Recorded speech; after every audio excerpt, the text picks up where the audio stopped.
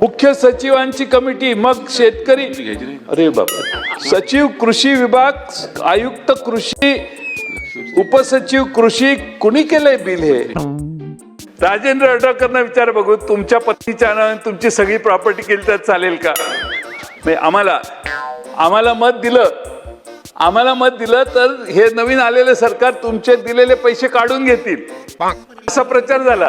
त्या महिला आमच्या भगिनी घाबरल्या, जाऊ दे, येऊ न येऊ, आपण इकडच मत देऊ म्हणून धडकन इथपर्यंत आलं तुमचं सरकार, इथपर्यंत.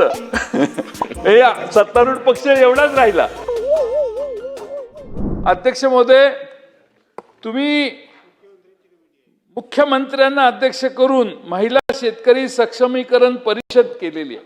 अरे एक ऑर्डर काढा ना, सगळ्या महिलांच्या नावाने जमिनी करा म्हणून. कशाला सक्षमीकरण करायचं? मग समिती करायची, समिती. अरे दुसरं काही काम आहे की नाही राज्यात? तुम्ही तुमचा उद्देश ठरला, तुम्ही सांगा तहसीलदारला, प्रांताला, BDOला की तुमच्या तालुक्यात असणाऱ्या सगळ्या महिलांना नावं लावून टाका. जर एक महिला त्यात राहिली तर तुमच्याशी आमची गाठ आहे, आमच्याशी तुमची गाठ आहे, हे त्यांना सांगायची व्यवस्था करा. हे कमिट्या वगैरे एवढं मोठं बिल करायची काही गरज नाही. कॉम्प्लिकेशन ऍडमिनिस्ट्रेशन मध्ये का वाढवतोय? परत असं काही झालं आणि काही भ्रष्टाचार निघाला तर मग राज्याचे मुख्यमंत्री जबाबदार होतील, राज्याचे मुख्य सचिव जबाबदार होतील. पुढच्या अधिवेशनात आम्हाला त्याच्यावर चर्चा करायला लागेल. कृषी सचिवाची कमिटी आहे, मुख्य सचिवांची कमिटी, मग शेतकरी, अरे बाप, सचिव कृषी विभाग, आयुक्त कृषी, उपसचिव कृषी, कुणी केलंय बिल हे? मला वाटत नाही की हे महाराष्ट्र सरकारमधल्या प्रशासन माहिती असणाऱ्या माणसाने केलं असेल. तुम्ही कुणी केलेलं दिसत नाही मला. हे कोणीतरी सरकारच्या बाहेरचा मेंदू काम करतो आणि असं करा, मग आपल्याला महिलांना अजून आता काय पहिली ते काय म्हणतात त्याला, लाडकी बहीण, नाही लाडकी बहीण. आता राजेंद्र अडळकर आलेले आहेत. राजेंद्र अडळकरांना विचार बघू, तुमच्या पत्नीच्या नावाने तुमची सगळी प्रॉपर्टी केली तर चालेल का? प्रॉब्लेम आहे, करू शकणार नाहीत. तर किमान निम्म तरी वाटा महिलेला द्या. तुम्ही हे कायदा आणला असता की आम्हाला महाराष्ट्रातल्या महिला सगळ्या महिलांना शेतकरी करायचे, त्यासाठी नवऱ्याच्या नावाच्या बरोबर पत्नीचंही नाव लावा आणि तिला पतसंस्थेतून, सोसायटीतून कर्ज द्यायची व्यवस्था करा. तुमचं स्वागत केलं असतं. हे बिल असं आहे की उद्या हेडिंग जोरात येईल, हे सगळे हेडिंग जोरात देतील, महिलांना असं झालं, तसं झालं, तसं. अरे पण काय झालं? मूळ मुद्दाच नाही आहे ह्याच्यात. हे सगळं काय करणार तुम्ही? पतसंस्थेत, सोसायटीमध्ये महिलांना कर्ज देणार का तुम्ही? नंबर 1. जर देणार असेल तर कसं देणार? त्याला काय तारण ठेवणार? अगेन्स्ट जमीन देणार का कशानं देणार तुम्ही? ह्याचं स्पष्टीकरण कायद्यात नाही. ह्या कमिट्या एवढ्या करतायत. मग मुख्य सचिवाची कमिटी आहे, त्यात कृषी सचिव आहेत आणि परत कृषी सचिवाच्या अध्यक्षतेखाली तिसरी कमिटी. मुख्य सचिवांचा उपमर्द होतो असा त्याचा अर्थ. कशाला कमिट्या करायच्या? तुम्ही अध्यक्ष व्हा, एक कमिटी करू, 7-8 जण घ्या, विषय संपवा. हे बिलातले हे 3 कमिट्या तुम्ही मागे घ्या. मुख्यमंत्र्यांनाही वेळ मिळत नाही, मुख्य सचिवांनाही वेळ मिळत नाही.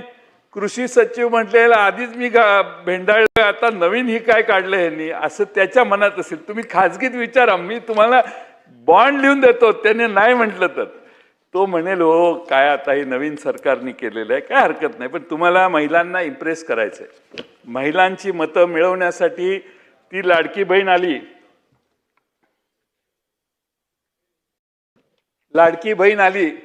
त्या लाडक्या बहिणीचा इम्पॅक्ट कमी झालेला आहे. आता जिल्हा परिषदेला, नगरपालिकेला लाडक्या बहिणीचा काही परिणाम दिसला नाही, म्हणून ही नवीन गेम काढलेली आहे. आणि ह्याच्यात त्या 80 लाख ज्या बाद केल्या त्या महिलांना लाडक्या बहिणीतून बाहेर काढलं. त्यांना करण्यासाठी तरी योजना नाही, त्यांना खुश करण्यासाठी. पण माझा सरकारला आग्रह आहे की 80 लाख महिलांना त्या बसत नसताना त्यांना अध्यक्ष महोदय तुम्ही 1500 रुपये दिले. हे कुणी दिले? कुणाच्या सहीने मंजूर झाले त्या माणसाला जबाबदार धरा. 80,27,000 कोटी रुपये गेले महाराष्ट्र सरकारचे. निम्मा शक्तीपीठात दादा झाला असता. 80 लाख महिलांना मोफत, त्यात 15,000 महिला होत.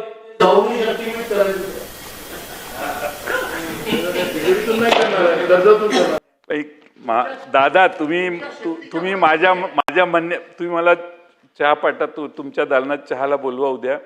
शक्तीपीठाच्या बाजूने त्या तुमच्या दालनात येतो. पण अध्यक्ष महोदय, माझी विनंती आहे की त्या 80 लाख लोकांना मोफत पैसे वाटले तुम्ही महिलांना, त्या तुम्हाला माहिती आहे का दादा प्रचार कसा झाला? ते पैसे आलेले आहेत. आम्हाला मत दिलं तर हे नवीन आलेले सरकार तुमचे दिलेले पैसे काढून घेतील, असा प्रचार झाला. त्या महिला आमच्या भगिनी घाबरल्या, जाऊ दे येऊ न येऊ, आपण इकडंच मत देऊ म्हणून धडकन इथपर्यंत आलं तुमचं सरकार. इथपर्यंत हे सत्तारूढ पक्ष एवढाच राहिला. ही त्या महिलांची देणगी आहे. आता त्या महिलांना त्यांना लक्षात आलं की ठीक आहे झालं, एका इलेक्शनला एक जादू चालते, आता परत चालणार नाही. म्हणून ही नवीन जादू अनिल पाटील साहेब ही आता काढण्याचं, आणि तेही दत्ता मामांच्या हस्ते व्हावं. खरा शेतकरी, शेतीच्या मामा, तुमच्या घरातल्यांची तर नावं आहेत का त्या जमिनीवर? तुम्ही हे बिल मांडायच्या आधी वहिनींच्या नावाने निम्मी प्रॉपर्टी करून बिल मांडायला उभं राहायला पाहिजे होतं. नाही, मग उद्या सकाळी 7-12 द्या आम्हाला. आम्हाला ते शहानिशा करावं लागेल. पण अध्यक्ष महोदय, खरा जर शेतकरी महिला करायच्या असतील तर त्या महिलांच्या नावाने जमीन करण्याचा कायदा तुम्ही करा.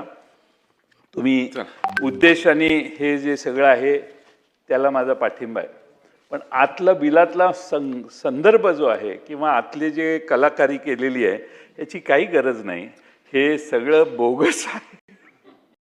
बोगस आहे असं म्हणण्याचं धाडस मी करत नाही. पण तुमच्या 3 कमिट्या तुम्ही केल्या,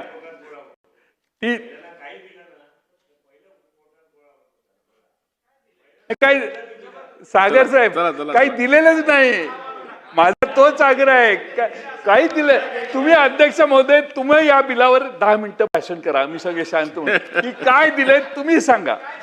त्या महिलांना फसवण्याचा कार्यक्रम आहे. 10 मिनिटं मी 40 मिनिटं बोलू शकतो सर्वांचं ऐकल्यानंतर. आता